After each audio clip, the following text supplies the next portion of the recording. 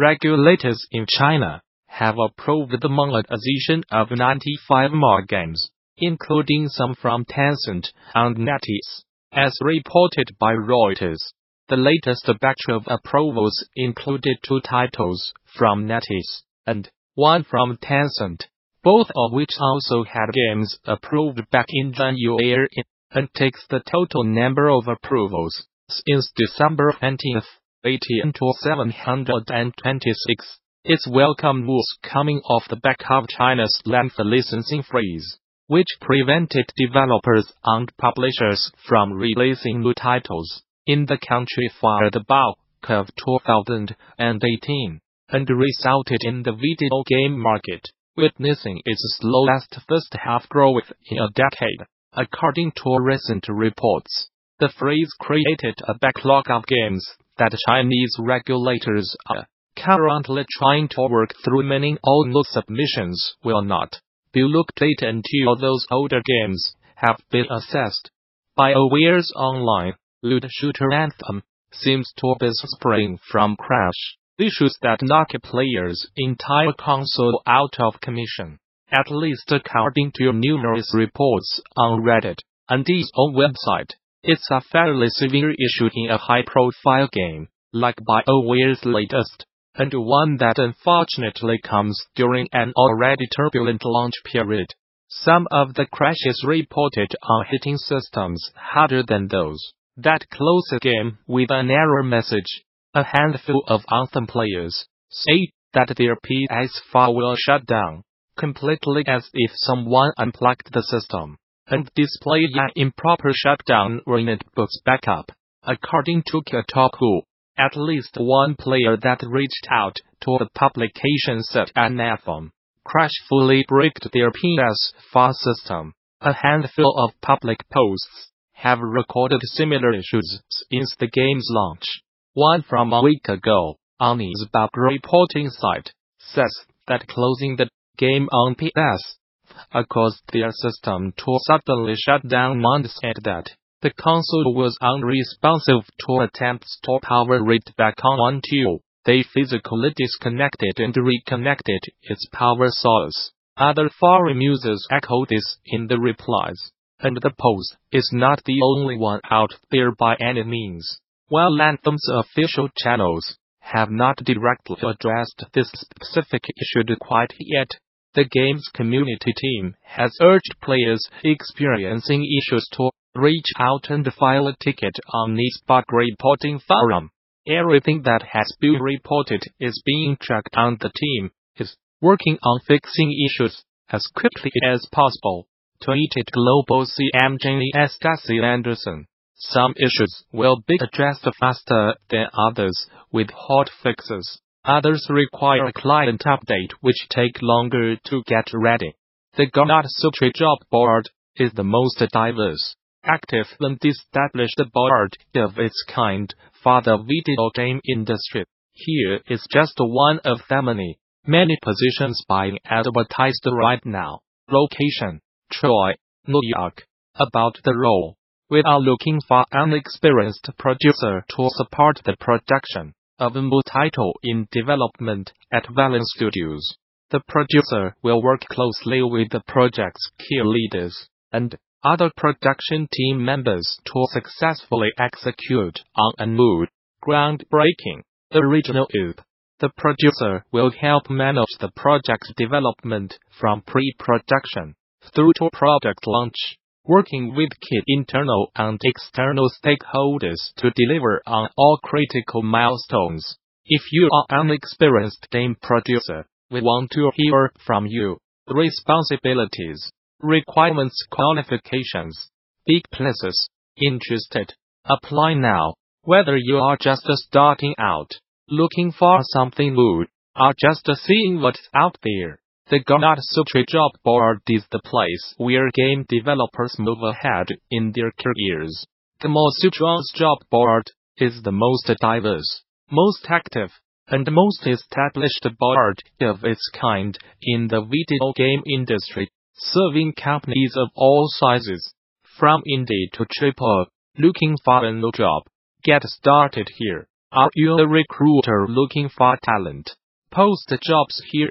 The year is nearly over, and as you look towards the year ahead, know the Rockstar North will be at the HEGAME Developers Conference in March to share a unique vision of video game environment design and spatial cinematography. Notably, a role CKSTARNOLTHS Miriam Ballard will be presenting a visual arts track talk on environment design as spatial cinematography, theory, and practice that promises some intriguing insights. Ballard will explore her notion of spatial cinematography in theory and practice using examples from TV Online DLC, pre-production to final art. She will show you how actually cinematic experience can be developed by adapting film concepts such as shots, editing and 2D screen design, as well as understanding how the player interacts with and perceives the game environment. Check out Ballard's session to learn about the effect of the 3D environment on the cinematic experience, including through movement, player attention, and spatial design. You should walk away with a tidy package of ideas and techniques that can be used during pre-production to enhance the quality of final in-game environments in your own projects. For more details on this talk, and many more, check out THEGDC 2019 session scheduler.